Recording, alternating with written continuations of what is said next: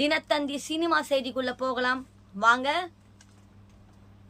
கணவரின் புகைப்படங்கள் நீக்கம், விவாகரத்து முடிவில் அன்ஷிகா திரையுலகில் பரபரப்பு. இத பாருங்க, திஸ் பாத்துட்டீங்களா அக்கா அன்ஷிகாவை? ஓகே. தமிழ் சினிமாவின் முன்னணி நடிகையாக ஜொலித்த அன்ஷிகா மோத்வானி கடந்த 2022ஆம் ஆண்டு சோஹல் கட்டாரியா என்ற தொழில் அதிபரை காதல் திருமணம் செய்து கொண்டார். இவர்களது திருமணம் ஜெய்ப்பூரில் கோலாகலமாக நடந்தது. இதற்கிடையில் கடந்த சில நாட்களாகவே அன்ஷிகா தனது கணவரை பிரிந்து விட்டதாக கூறப்படுகிறது. கணவர் வீட்டிலிருந்து வெளியேறி தற்போது மும்பையில் உள்ள தனது அம்மாவுடன் அன்ஷிகா வசித்து வருகிறார். கணவர் வீட்டாருடன் ஏற்பட்ட பிரச்சனைகள் இதற்கு காரணம் என்று பேசப்படுகிறது. அன்ஷிகா விரைவில் விவாகரத்து முடிவை நாடா இருப்பதாக பேசப்படுகிறது. ஆனாலும் இதனை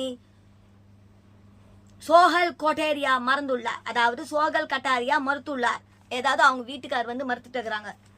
அவர் மறுத்தாலும் இந்த விவாகரத்தில் அன்ஷிகா மௌனமாக இருப்பது பல்வேறு கேள்விகளை எழுப்பி இருக்கிறது.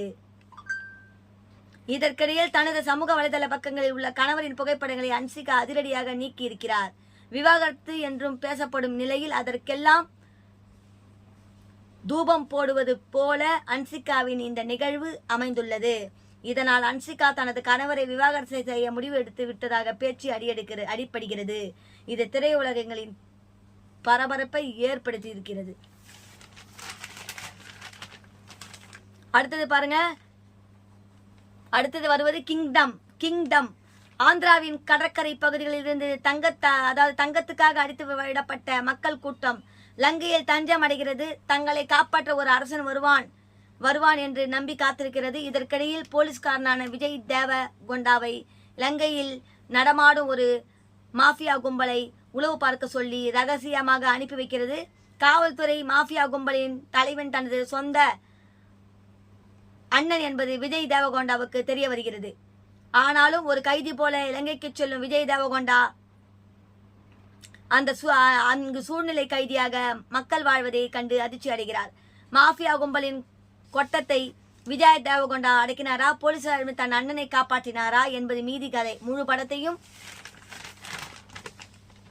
தோளில் சுமந்துள்ளார் விஜய் தேவகொண்டா. மாஃபியா கும்பலின் சதி வேலைகளை கண்டுபிடிக்கும் இடங்கள் த்ரில்லானால் அவரது சூப்பர்மேன் சாகசங்களை பார்க்கத்தான் பொறுமை இல்லை. அழகான கதாநாயகியான பாக்யாஸ்ரீ போர்ஸை பெயருக்காக சேர்த்து பாவம் என்று சொல்ல வைத்து விட்டார்கள். மாஃபியா தலைவனான சத்யதேவ் வில்லனாக யாரு வெங்கடேஷ் நடிப்பு கவனிக்க வைக்கிறது. கேசவ் தீபக், கௌஷ்மிக் மகதா, அபினாஷ் உள்ளிட்டோரின் நடிப்பிலும் யதார்த்தம் தெரிகிறது. ஜோமோன் டி ஜான் கிரிஷ் கங்கதாரன் ஒளிப்பதிவும் அணிக்கும் இசையும் ஓகே ரகம். தங்கம் கடத்துதல் போன்ற பரபரப்பான காட்சிகள் படத்தில் இருந்தாலும் திரைக்கதையில் இருக்கும் தோய்வு சலிப்படைய தருகிறது. ரத்தம் தெரிக்கும் வன்முறை காட்சிகளை குறைத்து இருக்கலாம். பரபரப்பாக கொடுக்க வேண்டும் என்ற நோக்கில் கர்ஜிக் பற்றியெல்லாம் துளியும் கவலையில்லாமல் படத்தை இயக்கியுள்ளார் கௌதம் நன்னாரி. Kingdom over buildup. இவர் தாங்க கிங்டம் படம் பில்டப்.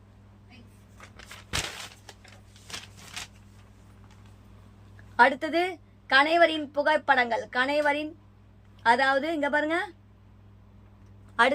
அடுத்த வீடியோ. எந்த உடை அணிந்தாலும் அப்படித்தான் பார்க்கிறார்கள் கேப்ரியலா. இங்க பாருங்க, தனது தனுஷ் நடித்த 3 படத்தில் அவருக்கு தங்கையாக நடித்தவர் கேப்ரியலா. தற்போது சின்னத்திரையில் பிஸியாக நடித்து வருகிறார். இதற்கிடையில் தனது உடல் எடை அதிகரித்த சமயம் தான் எதிர்கொண்ட சவால்கள் குறித்து அவர் மனம் திறந்தார். அவர் கூறும்போது, எல்லோரும் உடல் எடையை குறைக்க ஜிம் செல்வார்கள். நான் உடல் எடையை அதிகரிக்க சென்றேன். குண்டாக வேண்டும் என்று ஒரு நாளைக்கு 10 இட்லி சாப்பிட்டு இருக்கிறேன். ஒரு கட்டத்தில் ஓவர் குண்டாகி விட்டேன். இதனால் எசக்கப்பிசாக்காக சதை கூடிவிட்டது. எந்த உடை அணிந்தாலும் வித்தியாசமான கமெண்டுகள் வர தொடங்கியது.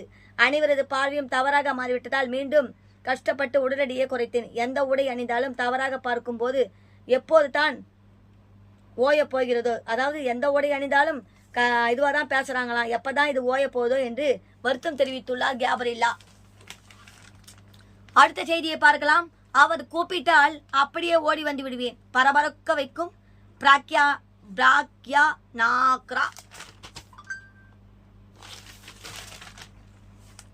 வரலாறு முக்கியம் படத்தின் மூலமாக தமிழ் சினிமாவுக்குள் நுழைந்து பிராக்யா நாக்ரா தற்போது மாடலிங் மற்றும் விளம்பரத்துறையில் கலக்கி வருகிறார்.